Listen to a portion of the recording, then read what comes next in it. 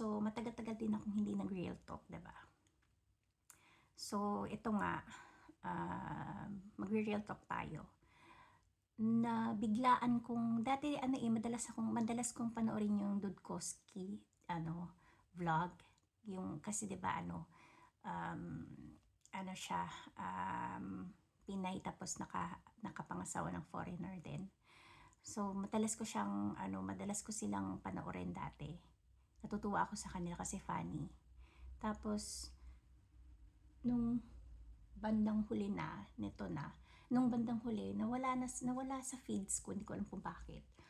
But anyways, recently nakabalik siya sa feeds ko kasi siguro nakikita ko siya sa Facebook ko. So parang hindi ko alam kung ano yung connection pero yun. So nakita ko siya dito sa YouTube. Tapos nakita ko yung ano niya, yung mga hinanakit niya kumbaga. Yung dun kay yung pangalan nung Agnes ba yun? Nagsiselos siya doon. Mayroon naman talaga siyang karapatang magselos. Tsaka kahit ako, siguro, pag gano'n na bakit mo ko ilalagay sa likod ako yung asawa mo? Kahit nasabihin mo na dito sa ibang bansa, nandito ako sa likod, okay lang na ganun pa rin ako sa Pilipinas. Kasi di ba kaya lang naman siya pumupunta sa likod dahil dun sa mga junakes niya na first place. Yun namang yung makikisawsaw tayo, makikimarites tayo. Yun naman kasi si Agnes, sana nafe-feel din niya yun kasi babae naman siya. Sana ma-feel naman niya na nakakaselos yun. Paano kung siya yun, di ba? Ewan ko, kasi nafe-feel, parang may red flag nga. Alam mo yun? Ano pa ba? Tsaka yung di ba nag-explain yung asawa niya, nag-explain. Nagkaroon sila ng yesterday at one day ago. Yesterday lang, nag-explain yung asawa niya. Kasi nagkaroon sila ng parang ng heart-to-heart talk. Yun, in-explain naman ng asawa niya. Okay, kasi totoo naman, kasi yung asawa ko minsan din sasabihin din niya, I don't read your mind, I'm not a mind reader. Ganon, sabihin mo sa akin kung ano yung problema, ganyan. Tapos, di ba tayo kasi, nagtatanim kasi tayo ng sama ng loob, di ba? Sasabihin natin na, hindi, okay lang ako, ganyan. Pero hindi totoo yun. Hindi ka okay kasi, hindi nyo naman talaga napag-usapan, hindi nyo naayos, ganyan. Yung talagang thorough na pinag-usapan ninyo. But anyways, mali talaga yun. Mali talaga. Kahit saan mo tingnan, mali talaga na si Jerlyn yata yung pangalan niya, na ilagay mo yung asawa mo sa likod, tapos yung yaya sa harapan. Ano ka? Ano ko, baliw? Hindi, no? But anyways, ayun na nga.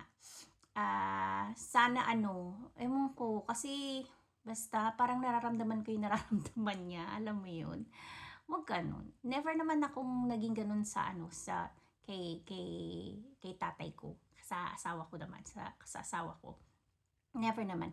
The only time na umuupo ako sa may likod is pag asar ako sa kanya, at saka nandyan yung nanay niya. Kasi yung nanay niya, pinauupo namin doon sa harapan kasi mahihiluhin siya. So okay lang, wala naman sa akin kaso yun.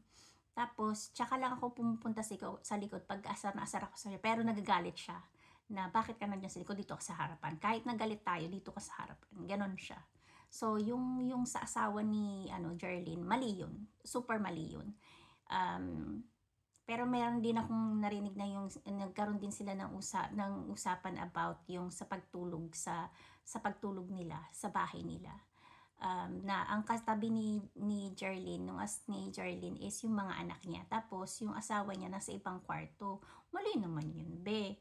Kasi dapat sana turuan na natin yung mga junakes natin na yung unti-untiin nyo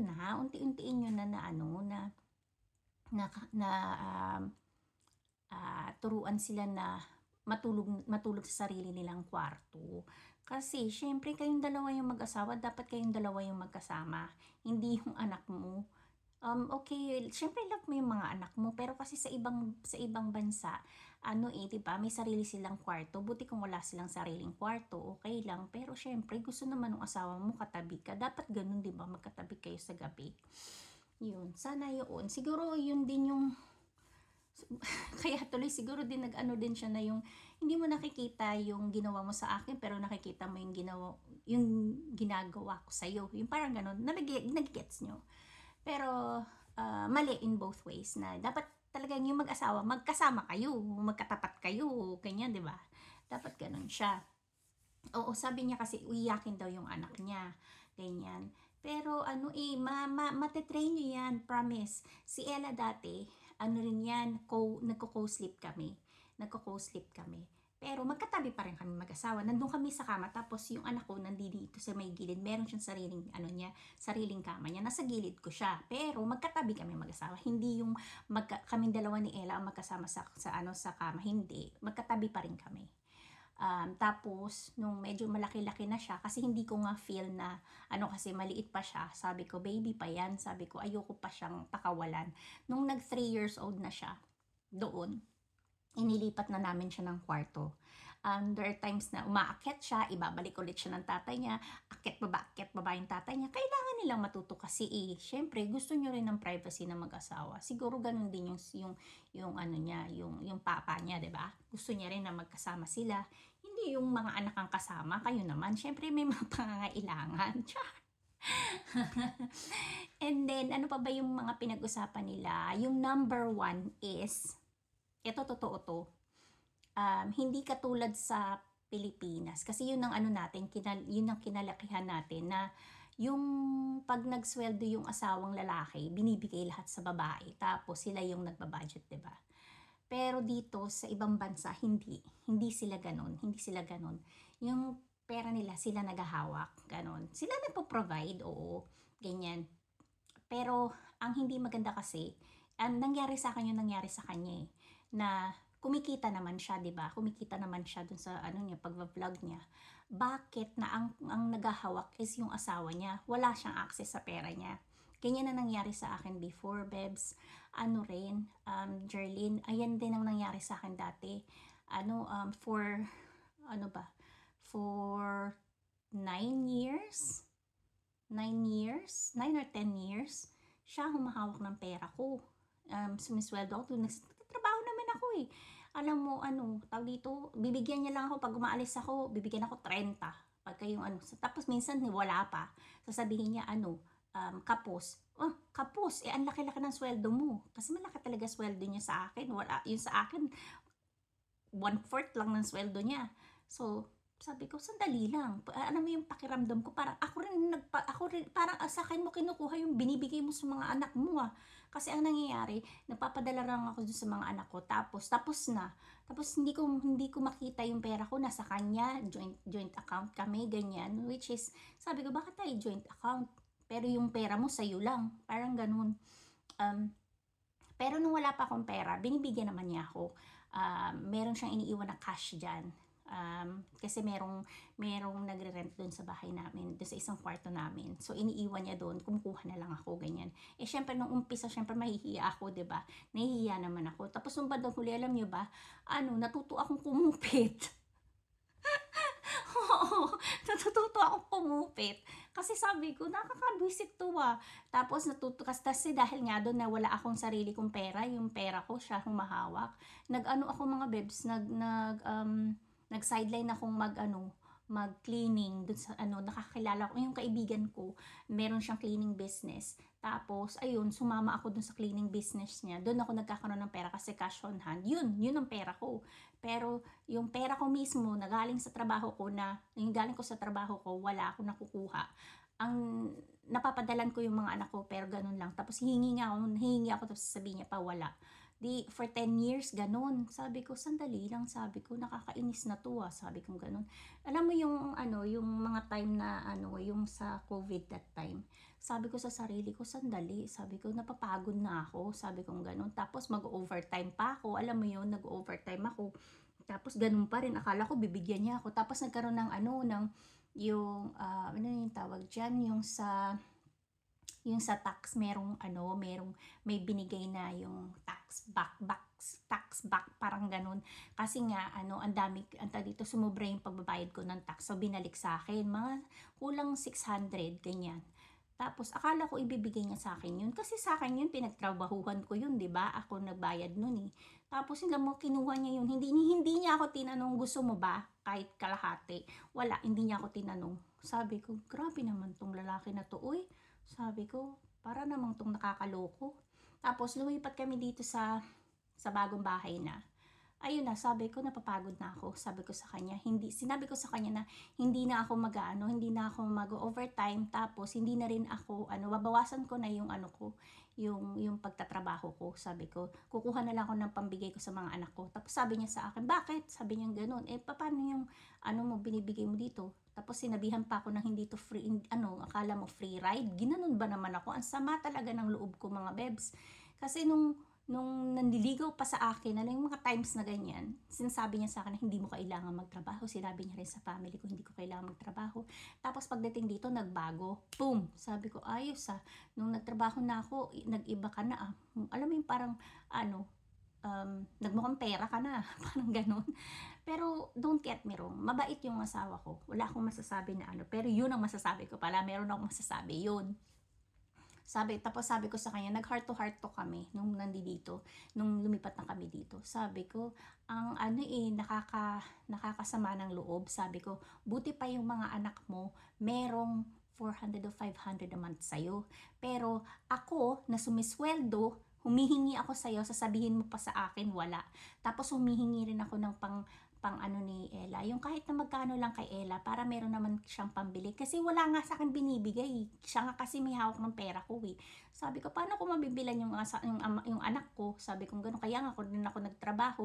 Pero hindi naman kami nagkukulang dun sa mga anak ko sa Pilipinas. Pero dito, alam mo yung kaya rin ako nagtrabaho, 'di ba? Para sa mga anak ko, tsaka sa sarili ko, hindi ako hihingi sa kanya. Kumbaga, kasi alam ko namang siya lahat ang nagbabayad dito. Pero kumbaga, tumutulong lang ako. Kapiranggot lang ang tinutulong ko. Tapos sabi ko sa kanya, bakit ganun? Sabi ko, ang pakiramdam ko, parang anak mo ako na binibigyan mo ako ng ng allowance. Alam mo yun? Andali lang mga bebs. Na tuyo yung ngalangala ko. Ito iniinom ko. Siya? Flavored water, mga bebs.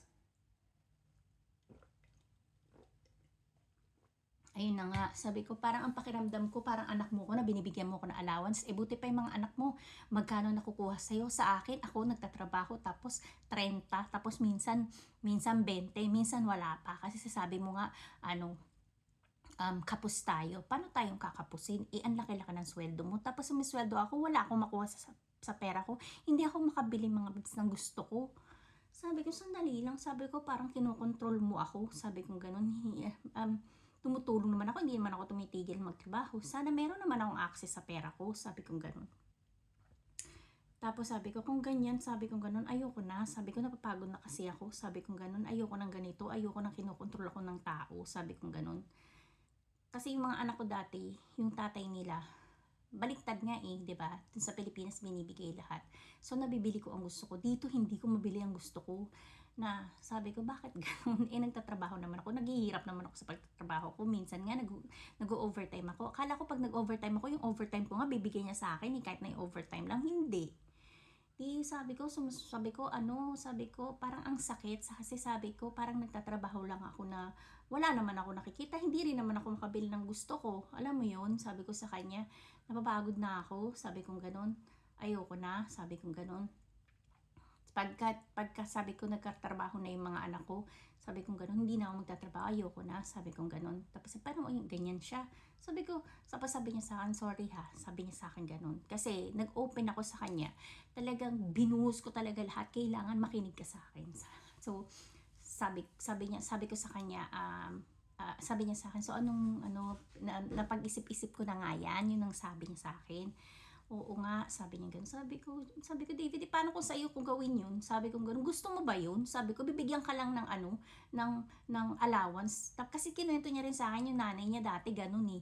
binibigyan lang ng tatay niya ng allowance. Sabi ko, ayoko ng ganyan. Sabi ko, nagtatrabaho naman ako eh. Sabi ko ganun, nag-overtime pa nga ako para nga makatulong, di ba? Pero yung hindi mo ko bigyan, tapos humingi ako ng 100, no, ayaw. Sabi ko, pang isang buwan na yun. Pang isang buwan na nga yung 100 eh. Nagagalit sa akin, napakalaki daw.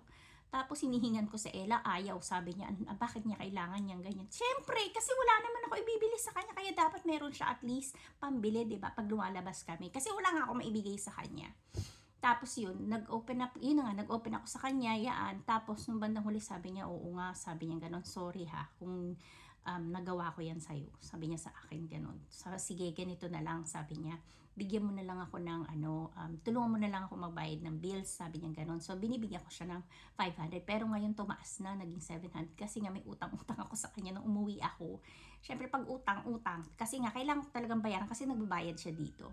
But anyways, yung 700, bumaba na ng 600 kasi hindi naman ako nag-overtime. Wala siyang magagawa, di ba? Kailangan talaga may pera ako, kundi magtidiwara talaga ako. Hindi nakita niya kasi, nakita niya talagang I need to put my foot down, sabi nga, 'di ba? Na sandali lang, magtatrabaho din naman ako. Kasi siya nabibili niya lahat ng gusto niya, nag-work siya, 'di ba? Siya sana ako ganun din. Alam kong hindi naman ako maluho na tao eh, mga bebs eh.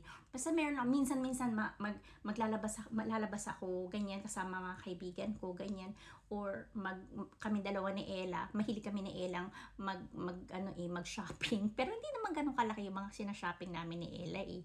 Alam mo 'yon, yung typical lang na babae na mahilig mag-shopping. Syempre, meron akong gusto ibigay sa anak ko, wala akong maibigay, wala akong pera eh. Sabi ko ganun, kumukupit ako, sinasabi ko sa inyo dati. Tapos tuwan-tuwa ako pag kayo, tapos ito pa, alam nyo ba, di ba, nag-cleaning ako, binibigyan ko pa siya dun. Minsan ako pa sabihin ko sa kanya, sabi ko ganun sa kanya, kain tayo sa labas, tapos ako magbabayad. Ganyan. Sabi ko, hindi naman ako madamot kasi nga, sabi ko, basta meron lang akong pambili para sa sarili ko at saka kay Ella pag lumalabas. Kasi okay naman na yung mga anak ko sa Pilipinas, na yun, fix na yun. Alam niya na kailangan kong bigyan yung mga anak ko.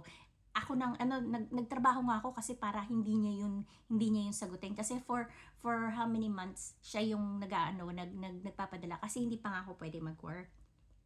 Yun. Kaya nga kay Jerlyn, kausapin mo ng masinsinan yung asawa mo, bigyan mo ng ultimatum, at saka huwag kang papayag na wala kang access sa pera mo. Kasi pera mo yun, pinaghirapan mo yun eh.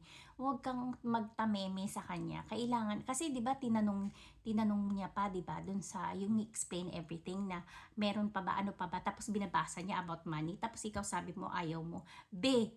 Kailangan yung pag-usapan yun.